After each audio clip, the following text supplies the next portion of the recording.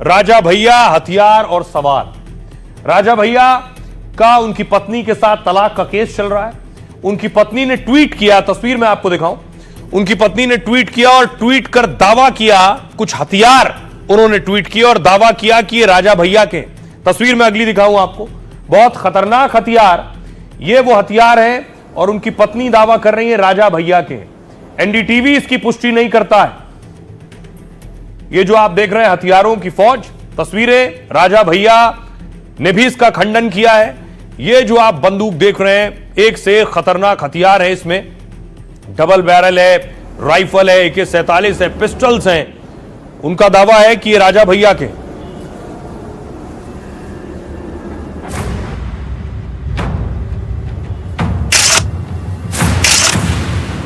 भानवी सिंह ने अपने पति कुंडा के महाराज यानी रघुराज प्रताप सिंह उर्फ राजा भैया के खिलाफ मोर्चा खोल रखा है। वो लगातार राजा भैया के पास अवैध हथियार होने के आरोप लगा रही हैं और पीएमओ से लेकर गृह मंत्रालय तक शिकायत भी कर रही हैं। दूसरी ओर राजा भैया की ओर से आरोपों को खारिज किया जा रहा है।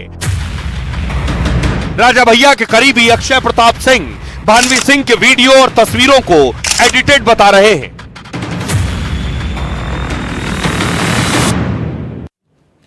अब देखिए, राजा भैया की पत्नी भवानी सिंह ने एक्स पर वीडियो एक शेयर किया, जो तस्वीर मैंने आपको दिखाई। वीडियो में अवैध हथियारों के जखीरे को दिखाया गया है। उन्होंने लिखा, खतरनाक अवैध हथियार किसी व्यक्ति के हैं, इसकी जानकारी सबूत सहित देने के बाद सबूत मिटाने और शिकायतकर्ता की सुरक्षा से खेलने का मौका दिया जा रहा है। जिस व्यक्ति पर आरोप है उसका ऑडियो भी उपलब्ध है। भानवी ने यह भी लिखा कि उन्होंने गोली चलाने की बात स्वीकार की। अवैध रिश्तों के खिलाफ सच बोलने के कारण मुझे धमकी दी गई। भानवी सिंह ने किसी यशोधन शेट्टी का भी नाम लिया है इसमें। उन्होंने लिखा है, शेट्टी के खिलाफ शिकायत दुबई पुलिस को दी गई है। दरअसल भानवी सिंह ने 3 जून को पीएमओ को भी लेटर लिखा और राजा भैया पर अवैध हथियार रखने के आरोप लगाए। राजा भैया के करीबी अक्षय प्रताप सिंह ने इन आरोपों को झूठा बताया है। अक्षय प्रताप ने कहा, 10 साल से भानवी अलग रह रही हैं, तो तस्वीर कहां से आई? ये फेक और फर्जी तस्वीर है और एडिटेड तस्वीर है जो भानवी ने शेयर की है। आइए आपको बताऊं, राजा भैया और भानवी के बीच कोर्ट में भी केस चल रहा है, लेकिन राजा भैया का तारुफ और भानवी सिंह का तारुफ। प्रतापगढ़ के कुंडा में भद्री रियासत के राजकुमार है राजा भैया। 1993 से लगातार कुंडा से बाहुबली विधायक हैं। लगातार 7 बार विधायक और 5 बार मंत्री रहे।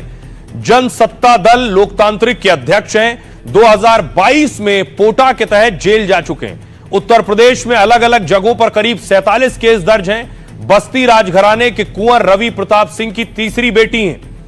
1995 में रघुराज प्रताप सिंह उर्फ राजा भैया से शादी हुई। बिजनेस करती हैं, उनके पास राजा भैया से ज्यादा संपत्ति है। 2017 के चुनावी हलफनामे के मुताबिक 7 करोड़ 20 लाख की संपत्ति है। नवंबर 2022 में दिल्ली के साकेत कोर्ट में तलाक की अर्जी दी है। उन्होंने क्रूरता के आधार पर राजा भैया से तलाक मांगा है और उसके बाद इस तरह के वो आरोप राजा भैया पर लगातार लगा रही हैं। आइए खबरों में आगे बढ़ते हैं। अब आपको लिए चलता हूं बिहार। आज वहां बैठकों का दौर था और बहुत सियासी हलचल थी। कांग्रेस वर्किंग कमेटी की बैठक से बेड़ा पार होगा। कांग्रेस का दावा यह है कि उन्होंने CWC की बैठक तेलंगाना में की, वहां चुनाव जीत गए, अब बिहार में कर रहे हैं। कांग्रेस के सभी सीनियर नेता मौजूद थे। राहुल गांधी को मिला था। अगली तस्वीर देखिए, ये कांग्रेस वर्किंग कमेटी की तस्वीर है और बिहार को ही चुना गया है CWC की बैठक के लिए।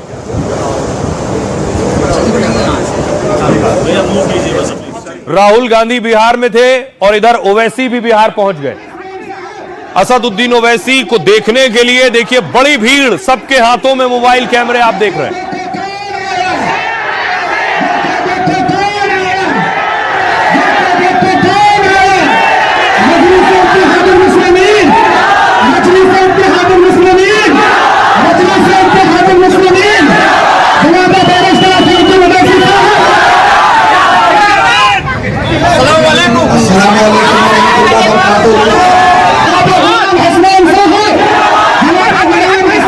कहना कि मम्मी डैडी मेरा बैट और बॉल लेकर कोई भाग गया। बिहार में महागठबंधन में सीटों की मारामारी के बीच ओवैसी ने गुगली डाल दी है। तेजस्वी से 6 सीटों की मांग कर गठबंधन को फंसा दिया है। 2020 में सीमांचल में 5 सीट जीतने वाले ओवैसी का प्लान तैयार है। 6 सीटों पर बात बनी तो ठीक, नहीं तो सीमांचल की 24 सीटों पर खेल बिगाड़ने का प्लान है। चुनाव के बाद तुम ये नहीं कहना कि मम्मी डैडी मेरा बैट और बॉल लेकर कोई भाग गया। तो ओवैसी ये तेजस्वी से कह रहे थे अभी सीट दे दो, चुनाव के बाद मत कहना कि कोई बैट और बॉल लेकर भाग गया। बिहार विधानसभा चुनाव से पहले ओवैसी की डिमांड है। ओवैसी ने तेजस्वी से 6 सीटें मांगी हैं। बिहार में 6 सीटों पर उम्मीदवार उतारना चाहते हैं। ओवैसी पहले भी तेजस्वी से गठबंधन की अपील कर चुके हैं। ओवैसी ने कहा अब फैसला तेजस्वी को लेना है। अगर सीट नहीं दी गई तो लोग समझ जाएंगे कि बिहार की जनता देख रही है कि बीजेपी की बी टीम कौन है। ओवैसी ने गठबंधन ना करने पर तेजस्वी को चेतावनी दी है, बाद में मम्मी और डैडी मत करना, मेरा बैट और बॉल लेकर कोई भाग गया है। ओवैसी ने तेजस्वी को 2020 चुनाव की याद दिलाई। तब एमआईएम ने बिहार में 5 सीटें जीती थी। सीमांचल में ओवैसी ने लालू के वोट बैंक में सेंधमारी की थी। तब ओवैसी ने महागठबंधन का खेल बिगाड़ दिया था। 5 सीटों पर जीत दर्ज करने के साथ दर्जन भर सीटों पर गेम खराब किया था। आरजेडी सबसे बड़ी पार्टी बनी थी लेकिन सरकार नहीं बना सकी। बाद में ओवैसी के जो 4 विधायक थे वो आरजेडी में शामिल हो गए। सीमांचल के 4 जिलों में 24 सीटें, पूर्णिया, कटिहार, अररिया, किशनगंज में ओवैसी का फोकस है। यहां मुस्लिम वोटर 35 से 70% तक है। अब ओवैसी को लग रहा है कि पहले हम गठबंधन कर लें, कहीं फिर चुनाव जीतने के बाद विधायक उधर ना भाग जाएं।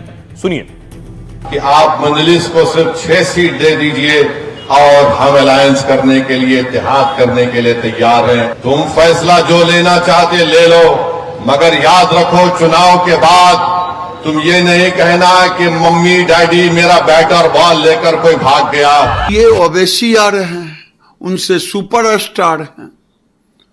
ये सारे बांग्लादेशियों को बचाने के लिए रोहिंग्या को आ रहे हैं। ये कौन सा न्याय देंगे? ये भड़काने आएंगे। पहले इतना हिंदू मुस्लिम झगड़ा होता था जी। शिक्षा के क्षेत्र में कुछ था, पहले स्वास्थ्य के क्षेत्र में कुछ था, लेकिन हम लोगों ने सभी काम शुरू किया। सबसे पहले स्वास्थ्य के मदरसों को सरकारी मान्यता दी गई और उनके शिक्षकों को सरकारी शिक्षकों के बराबर, उसको कुछ नहीं देता था। हमारा स्पष्ट कहना है कि बिहार में कोई भी आए, कोई भी जाए, बिहार में एनडीए बहुत ही प्रभावी रूप से जीत रहा है। अगर कोई भी उसमें समर्थन करता है तो मुझे लगता है हम में से किसी को आपत्ति नहीं हो सकती। वैसे एनडीए फोर्सेज हैं। अब अगर है तो पता पड़ जाएगा, होना भी चाहिए। जो उनके मैं देखता हूं हमेशा भाजपा के खिलाफ बात करते हैं और करना भी चाहिए। तीन दल, सहयोगी, पॉलिटिकल पार्टी, संगठन हैं, मिलकर अगर एक ताकत बनते हैं तो सबका फायदा है उसमें। आरजेडी हैदराबाद में जाकर सीट थोड़ी न मांगती है। वहां तो हम नहीं जाते हैं किसी से। भाई यहाँ सांप्रदायिक शक्तियों को रोकने के लिए जो लड़ाई तेजस्वी जी लड़ रहे हैं, महागठबंधन लड़ रहा है। जिनको इस लड़ाई का समर्थन करना उनको करना चाहिए।